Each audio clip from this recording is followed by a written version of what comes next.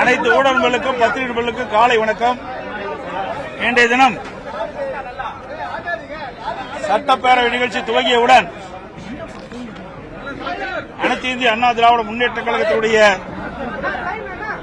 சட்டமன்ற கட்சியினுடைய எதிர்க்கட்சி துணைத் தலைவர் திரு உதயகுமார் அவர்கள் ஏற்கனவே 11/1/2022 தமிழ்நாடு சட்டப்பேரவை விதி 68 படி மாண்புமிகு திரு எம் அப்பாவு அவள் பேரவைத் தலைவர் பதவியில் நீக்க வேண்டும் என்ற கடிதம் வழங்கியுள்ளார். சட்டப்பேரவை விதி எண் 63 படி முன்னறிப்பு காலம் 14 நாட்கள் முடிவடைந்து விட்டதால் பேரவைத் தலைவர் பதவி நீக்கம் செய்யும் கோரும் தீர்மானத்தை இன்றே எடுத்துக் கொள்ள வேண்டும் என்று அவர் சட்டமன்றத்திலே பேரவைத் தலைவரும் கேட்டுக் கொண்டார். ஆனால் சட்டப்பேரவைத் தலைவர் இந்த கோரிக்கையை ஏற்க மறுத்துவிட்டார். அதோடு முந்தைய அரசாங்கம் அதிமுக ஆட்சி இருக்கும்போது சுட்டிக்காட்டினார். அதை சுட்டிக்காட்டது அது ஏற்புடையதல்ல. ஏற்கனவே அன்றைய எதிர்க்கட்சித் தலைவர் ஸ்டாலின் அவர்கள் அன்றைய சட்டப்பேரவைத் தலைவராக இருந்த திரு பி தனபால் அவர்களை பதவி நீக்கம் செய்ய வேண்டும் என்று தீர்மானத்தை 14 நாட்கள் முடிந்தவுடனே எடுத்துக்கொண்டோம். இது வரலாறு, இதை யாரும் மறுக்க முடியாது. ஆக 14 நாட்கள் நிறைவடைந்த பிறகு கடிதம் கொடுத்து 14 நாட்கள் நிறைவடைந்த பிறகு முறைப்படி சட்டமன்ற நிகழ்ச்சி தள்ளி வைத்து அனைத்து இந்திய அண்ணா திராவிட முன்னேற்ற கழக சட்டமன்ற எதிர்க்கட்சி துணைத் தலைவர் கொண்டு வந்த அந்த சட்டப்பேரவை தலைவர் பதவி நீக்க தீர்மானத்தை எடுத்துக் கொண்டிருக்க வேண்டும்.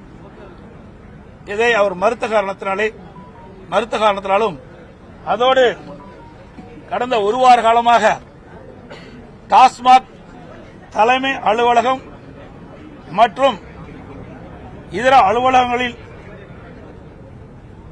அதோடு இந்த டாஸ்மாக் நிறுவனத்திற்கு சப்ளை செய்கின்ற மதுபான தயாரிப்பு தொழிற்சாலையிலும் மத்திய அமலாக்கத்துறை தொடர்ந்து சோதனை நடவடிக்கை மேற்கொண்டு அதன் அடிப்படையில் நேற்றைய தினம் ஒரு செய்தி பத்திரிகையிலும் ஊடகத்திலும் வந்துள்ளன. அமலாக்கத்துறை செய்தி வெளியிட்டது. அதில் 1000 கோடிக்கு மேல் முறைகேடு நடந்துள்ளதாக செய்தி வெளியாகியுள்ளன. விசாரணை தொடர்ந்து நடைபெற்றுக் கொண்டிருக்கின்றது. இந்த விசாரணை முழுமையாக முடிவடைகின்ற பொழுது சுமார் இந்த டாஸ்மாக் நிறுவனத்தின் மூலமாக கிட்டத்தட்ட 40,000 கோடி அளவுக்கு ஊழல் நடைபெற்றிருக்குமோ என்று சந்தேகம் எழுகின்றது. இந்த அரசு அதை பற்றி இன்னும் எந்த ஒரு செய்தி வெளியிடப்படவில்லை. கிட்டத்தட்ட அமலாக்கத்துறை ரெய்டு நடத்தி அந்த ரெய்டு மூலமாக 1000 கோடிக்கு மேல் முறைகேடு நடந்துள்ளதாக அறிவிக்கப்பட்டும் இந்த அரசு எந்த செய்தி வெளியிடாத காரணத்தினால் அதையும் நாங்கள் சட்டமன்றத்திலே குறிப்பிட்டு இதற்கு தார்மீக பொறுப்பேற்று இந்த திமுக அரசு ராஜினாமா செய்ய வேண்டும் என்று வலியுறுத்தி வெளிநடப்பு செய்திருக்கின்றோம். இல்ல அது பின்னாடி வந்து பேசுறோம். நிதிநிலை அறிக்கையில வெளியிட்டிருக்காங்க. நிதிநிலை அறிக்கை முழுமையாக வெளிவந்த பிறகு பத்திரிகையாளரை சந்தித்து ஊடக நபர்களை சந்தித்து கருத்துக்களை நாங்கள் தெரிவிக்கின்றோம். ஆமாங்க, அதான் நம்ம தெளிவா சொன்னேன்.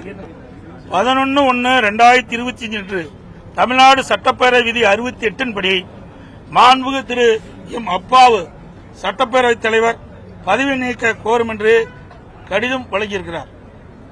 அது குறித்து தான் அந்த தீர்மானத்தை வலியுறுத்தி தான் இன்றே இந்த தீர்மானத்தை விவாதத்துக்கு எடுத்துக்கொள்ள வேண்டும் என்று வலியுறுத்தினோம். அதை நிராகரித்து விட்டார். அதோடு இந்த மதுபானத்தில் நடைபெற்ற ஊழல்கள் குறித்தும் சட்டமன்றத்தில் நாங்கள் இந்த அரசு மிகப்பெரிய ஊழல் நடைபெற்றிருக்கின்ற காரணத்தினால் ராஜினாமா செய்ய வேண்டும் என்று வலியுறுத்தி சட்டமன்றத்தில் நாங்கள் வெளியிடப்பு செய்தோம். நல்லா அடுத்தது செய்திகளை உடனுக்குடன் தெரிந்து கொள்ள உடனே சப்ஸ்கிரைப் பண்ணுங்க.